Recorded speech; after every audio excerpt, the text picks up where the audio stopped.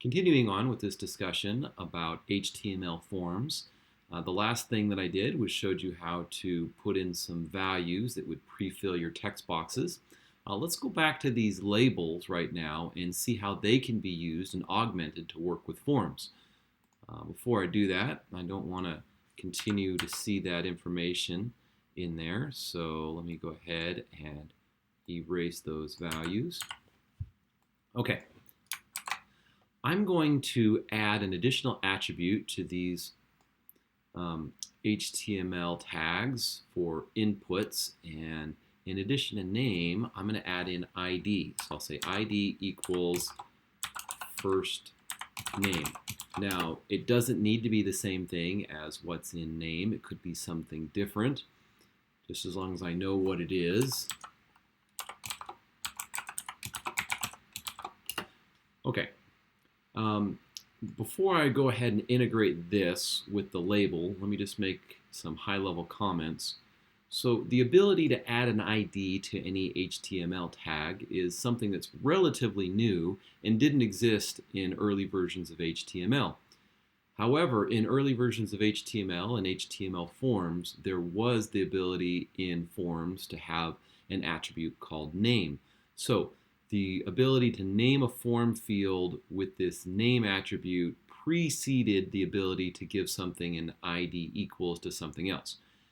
The name equals in a form is so that you can, when you hit submit, have that variable name show up on someone else's server when you click submit.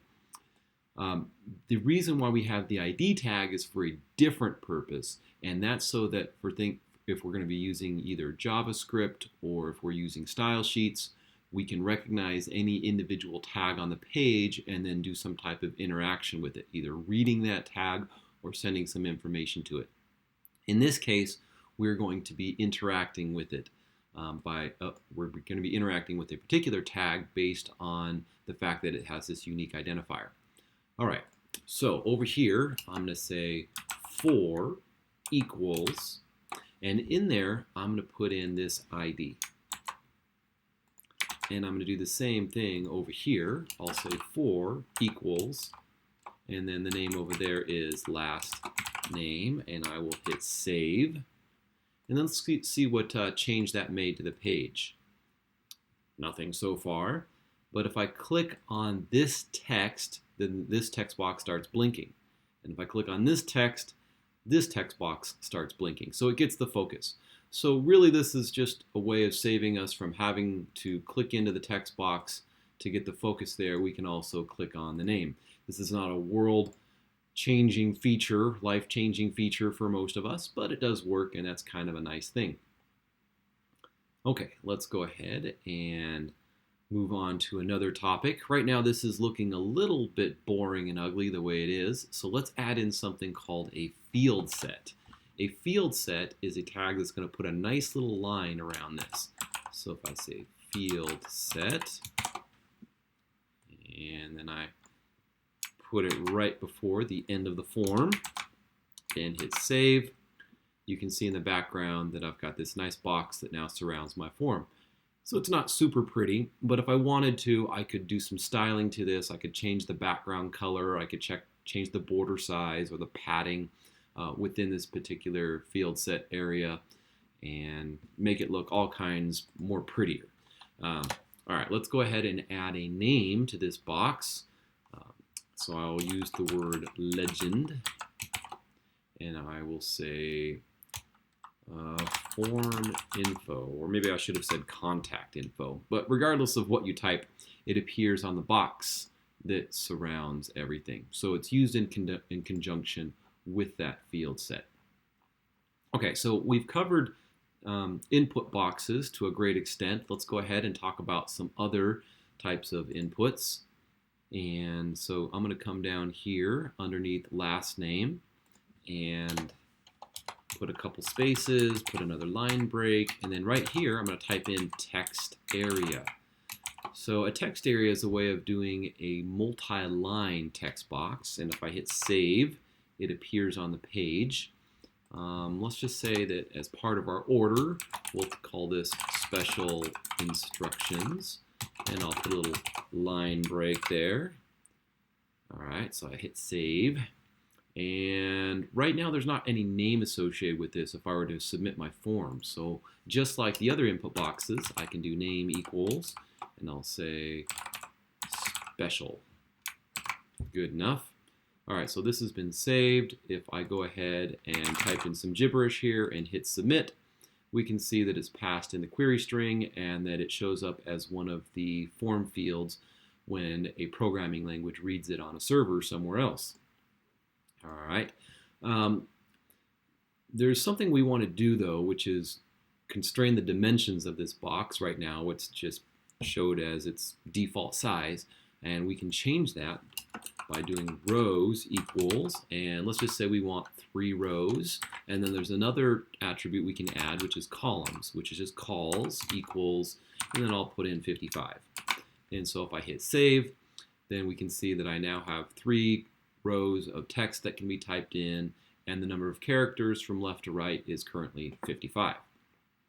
All right, so that's enough with that form element. Let's go through a few more. The next one I want to talk about is password. Sometimes you're logging into a page and you want to have the user type in something that cannot be seen over that person's shoulder if they're typing. So for that one, we can do input type, and instead of text, we do password, and we'll say name equals secret. All right, and if I go ahead and hit save there, let me go ahead and put a little word in front of here. I could do a label, but I'm being slightly lazy, and so I'm going to not. All right, but if I come up here, and if I start typing in here, and I'll type in password 1, and if I hit submit, we see that it does show up over on the other side there, but and it's showed up in the query string only because I left it as a get method rather than post, but it's not visible from someone looking over your shoulder from this perspective. All right, if we are using a form that collects payment-related information, we might want to ask them if they're planning to pay by cash or credit. And for that, we can have some radio buttons, which are those little circles that you can select and toggle back and forth. So let's work with the radio button right now. So first I'm going to ask which type of payment. So I'll say payment type, and I'll do a little colon there, and now I want to actually see the radio button. So the first one, I'll say input type equals, and this one's going to be called radio, and name equals, and I'll say type. So it could be like P type for payment type, and then I'll say value equals, and this first one I'll say credit, and then I will go ahead and hit save, and it's on another line there, but it's all kind of crunched, and I don't like that, so let's go ahead and add another line break.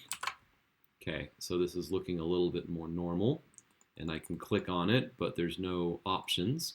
So let's go ahead and add some text right after it that says it's supposed to be credit. So I'll go ahead and hit save. There we go, and I need another one. So let's go ahead and actually I'll copy all of that and paste it right afterwards. And I'm going to keep it with the same name, which is unlike other form fields where they have to be distinct. This one I'm going to have it have the same name, and I'll change this value to be cash, and then the text that's displayed on the page to be cash as well. All right, things are looking good. And because I've given these two form inputs the same name and they're of type radio, it enables this toggling. So whether I have 2 radio buttons or 50 radio buttons, all with the same name, they will toggle and only one will be selected at a time. And let's just watch how this gets picked up on the back end. It shows that it's credit or credit up there versus cash, cash up there, cash over there. So that's how a radio button works. All right, we have a few more to talk about. Let's now talk about the select box. So with that one, let's add in a couple more line breaks. And let's ask them which type of donut they'd like to purchase. So I'll say, which type of donut do you want? Question mark. And then we'll say select name equals, and I'll call this form field which donut. Now, as it is right now, it's empty. There's nothing in there. And so if I come to this page, there's a drop down, but nothing in it. Unlike some of the other form fields that we work with, we actually have to have an embedded tag here. And we embed another tag, which is option. So I'll say option value equals, and I'll say AF. This is the thing that's going to be sent over to the server when we post the form. And then between the option tags, I'll type in apple fritter. Now I could type the exact same thing into here, but I just wanted to demonstrate that these are two different things. This is the part that's displayed to the end user, and the part in the value is the thing that gets sent over to the other server. So for this one, I'll type in chocolate, and I'll put a C right there. I'll hit save, and let's look at what we have. So we have a drop down, and if I go ahead and submit this, we can see which donut equals AF, or if I select a different option, which donut equals chocolate, and it'll put a C in there. Now instead of having just these characters, I could just as well have put the full name into there, and that would work just fine. So why would you use a special set of characters? Well, maybe if on the back end you have a database and you don't want to store the order request as a full big long string like that, maybe you just have some special character code that you use to represent each donut. Okay, let's talk about a couple more, the checkbox and then the hidden field. So sometimes we have little checkboxes in here. For example, people asking if you would like to opt into their email mailing list. And so let's go ahead and add that. So input type equals checkbox, and we'll say name equals, and just name it something without spaces. We'll say email opt-in, and say value equals yes, or yes, spam me. And say, would you like to be added to our mail list? Question mark. Save, and then we'll have this wrap on the page a little bit. So I just simply put some text after that checkbox, and you can see how that shows up over here. And if you wanted to, you could even have it pre-checked by putting in the attribute checked. So I hit save, and there it is. And so watch how this one works. If I hit submit, it shows up there with the name and the value, but this particular form input operates a little differently compared to the others. If I uncheck this and hit submit, notice that it doesn't appear that we sent it at all. So interestingly, all these other ones that we leave blank don't send, they still send over their name when you hit submit, but not that particular checkbox. And so there are some implications for that when you process information that gets submitted over to the other side, that you have to know that that form field might not exist when you're checking for it. All right, last thing I'd like to do before I give you a little challenge is I'd like to talk about the hidden field. So very much like the original input text box, we can make one that's hidden. I'll say input type equals hidden, and I'll call this one an order ID, and I'll say value equals 252, just some random number. Now notice when I hit save that nothing changes in the background. Well, okay, I put in those extra line breaks, and so something did change. But if not for that, it doesn't add any visible input field over here. So what is the purpose of having an input form field that is hidden? If I hit submit here, we can see that it did get passed, so it does exist, but you can't see it. Well, there are some cases when you don't want the end user, the person filling out a form, to see something that's there.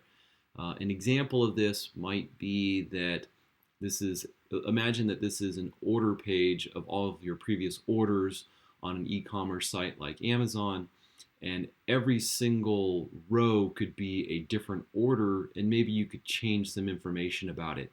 And then when you hit submit, you want the owner of the website on the back end wants to see which order you're changing. Now, from the customer's perspective, they may not care. They may just see the stuff in the basket and they're like, yeah, that's the order that I want to cancel, for example, or I want to change the order quantity in that order. So the customer might not need to see that. Or in a different case, maybe you're updating a person's record and there's a whole bunch of person's records in different forms, one after another.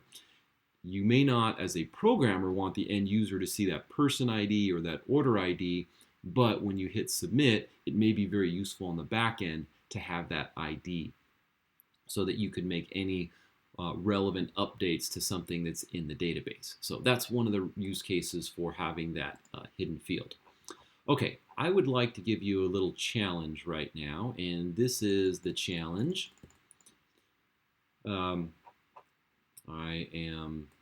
My page on the other screen just moved too much. Okay, I would like you to take the skills that you just learned and create this form.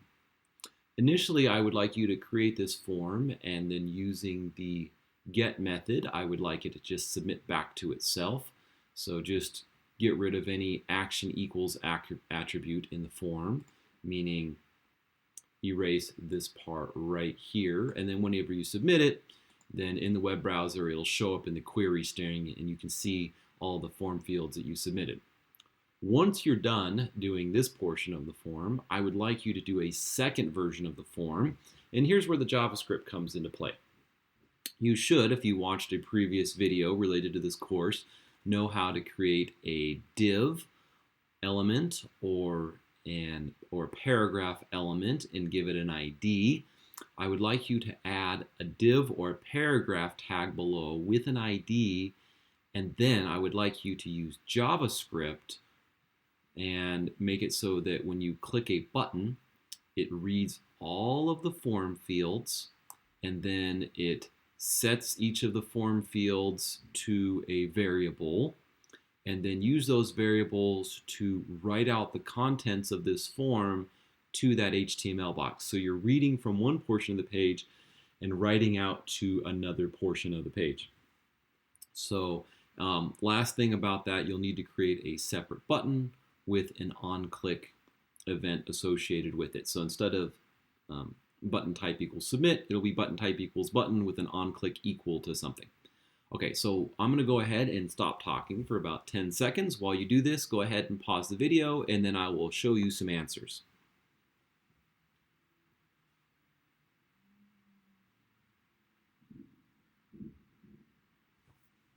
Okay, now that you have had a stab at that, let me just show you some of this, which has been pre-written. So this is the text that I could use for just regular HTML in a form. I have nicely put a label in front of each of my form fields. I hope that the line wraps here don't bother you too much. And then we get to the end. You could pause this video at any point. But anyway, that's the basics of what's in there. All right, and so now, if you were going to do this with JavaScript, I didn't quite put everything in this answer, but looks like I need to scroll over a little bit. Let me see if I can move this page up a little bit and shrink the page. Whoops, shrink the page just a tiny. Let's shrink this page a tiny bit so we can see this better. Okay, so let's shrink this up just a little bit so that everything's in the page. Okay, so what I did is I created a function called submit form, and it reads from each of the input fields in the form, sets a variable for each of those, and then this was just me having a little fun on that line. And then I write to a form field that's on the page. Well, it's not a form field, it's a div tag with the ID equal to form info. And so I'm able to use this inner HTML property to initially write something to it and then keep on appending information to it until it's complete. I trigger this function using, I'll show you how I would do that. I would do this button right here, and then I would say on click equals, and then submit form, or however it was that I called that. Yeah, submit form. So that's how I would do that. And then for that HTML on the page, I could do div ID equals, and what did I call that? I called it form info. ID equals form info. And so this could be a div tag or it could be a paragraph tag. Either one of them would work splendidly. And this JavaScript would write these variables to that. All right, hopefully you learned a lot and had a good time. I'll see you in the next video.